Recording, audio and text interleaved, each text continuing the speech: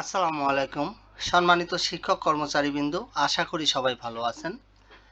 MPO শিক্ষক কর্মচারীদের উৎসব ভাতার অনুমোদন দিয়েছে সরকার। এরকমের একটি সংবাদ কিন্তু বিভিন্ন অনলাইন পত্রিকায় আমরা দেখতে পেয়েছি এবং তারই ধারাবাহিকতায় সংবাদটি আপনাদের সঙ্গে শেয়ার করার জন্য উপস্থিত হয়েছি। এবং এই ধরনের আপডেট সংবাদগুলো আপনারা যদি পেতে চান তাহলে আপনারা অবশ্যই আমার চ্যানেলটাকে সাবস্ক্রাইব করে রাখবেন। এমপিওভুক্ত শিক্ষক কর্মচারীদের জন্য ঈদুল আজহার উৎসব ভাতা প্রদানের সরকারি আদেশ জিও জারি করেছে শিক্ষা মন্ত্রণালয়। রোববার বিকেলে এ সংক্রান্ত নির্দেশনা চিফ অ্যাকাউন্টস অ্যান্ড ফিন্যান্স অফিসারের কার্যালয়ে পাঠানো হয়েছে বলে সংশ্লিষ্ট সূত্রে জানা গেছে।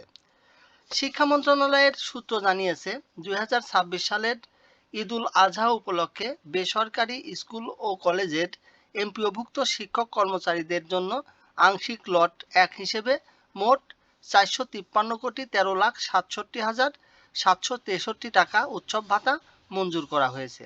এই অর্থ ইএফটি পদ্ধতির মাধ্যমে বিতরণ করা হবে। সম্মানিত শিক্ষক কর্মচারীবৃন্দ, তবে এই সংবাদটি থেকে আমরা এটা কিন্তু নিশ্চিত হতে পারিনি যে আমাদের উৎসব ভাতাটা ঠিক কত তারিখের মধ্যে আমরা হাতে পাবো। তবে সরকারি আদেশ হয়েছে, এই বিষয়টা কিন্তু নিশ্চিত করেছে বিভিন্ন মাধ্যম। সম্মানিত শিক্ষক কর্মচারীবৃন্দ, আমার পুরাতন চ্যানেলে যারা সাবস্ক্রাইবার ছিলেন, আশা করি আপনারা আমার এই নতুন চ্যানেলটাকেও সাবস্ক্রাইবার করবেন এবং এ ধরনের আপডেট সংবাদগুলো সবার আগে জানবেন ইনশাল্লাহ। ভালো থাকবেন সবাই। আসসালামু আলাইকুম।